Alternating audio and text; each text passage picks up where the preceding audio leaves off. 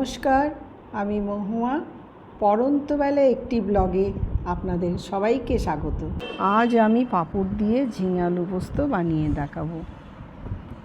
ঝিঙে পোস্ত, নুন, চিনি, লঙ্কা, পাঁপড়, আলু এবং সর্ষের তেল। আমি এবার গ্যাসটা জ্বালিয়ে দিলাম। কড়াতে আমি তেল দিয়ে দেবো। এবার পাঁপড়টা ভেজে নেব। আমি এখানে 3টে পাঁপড় দিয়েছি। আমার যে পরিমাণে ঝিঙে আলু সেই হিসাবে আমি 3টে 4টে আর কি, যাই হোক এরকমই আর কি আপনারা দেবেন। আমি পাঁপড়টা ভেজে নিচ্ছি।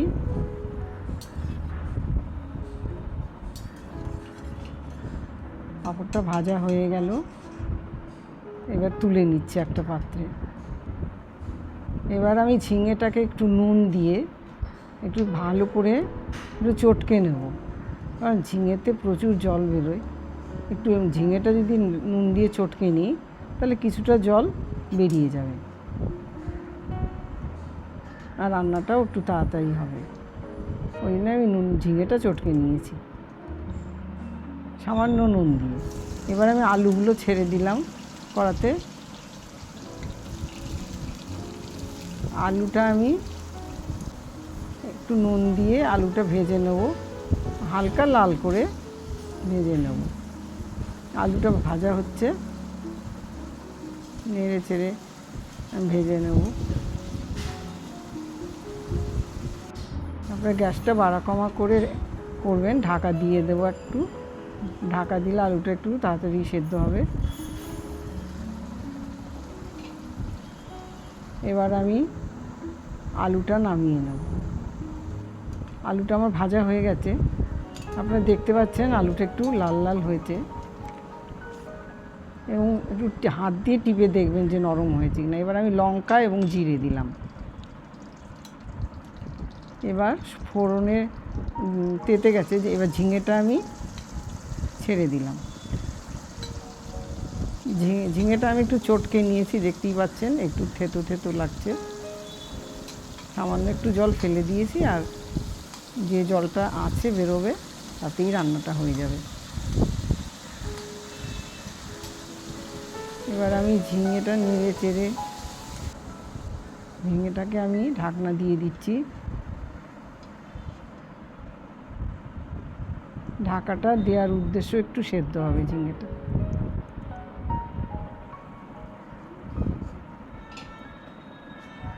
এবার আমি আরেকবার একটু নেড়ে দেখব ঝিঙেটা কীরকম হলো।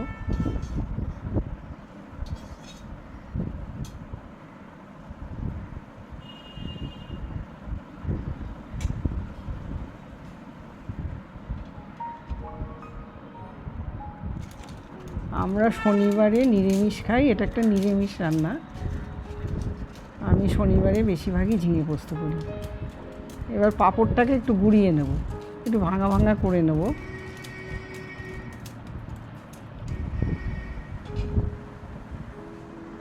এবার আমি ঢাকাটা খুলে একটু দেখছি যে ঝিঙেটা কত দূর হলো।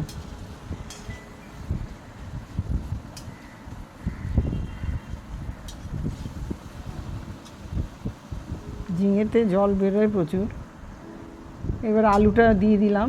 ওই যা জল আসছে তাতে ঝিঙে আলু দুটোই ভালো মতো সিদ্ধ হয়ে যাবে।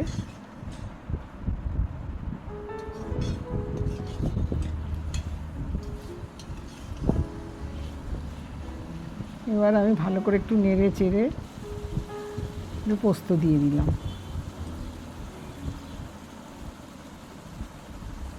পোস্তটা আপনার পরিমাণ বুঝেই দেবেন, যতটা ঝিঙে আলুর হবে সেই পরিমাণ বুঝেই পোস্তটা দেবেন।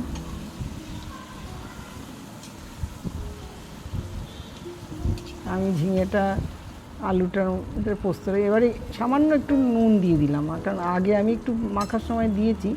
এবার আমি পাঁপড় ভাজাগুলোও দিয়ে দিলাম।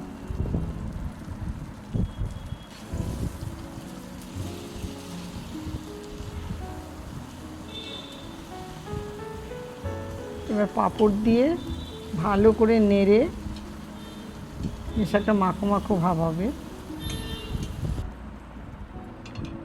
আবার একটু ঢাকা দিয়ে দিলাম।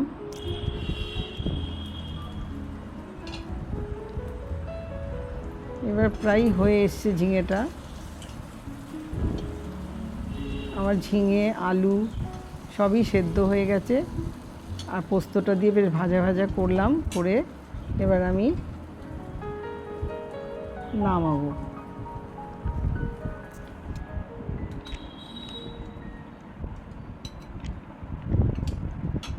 আমি ঝিঙে পোস্তটা নামিয়ে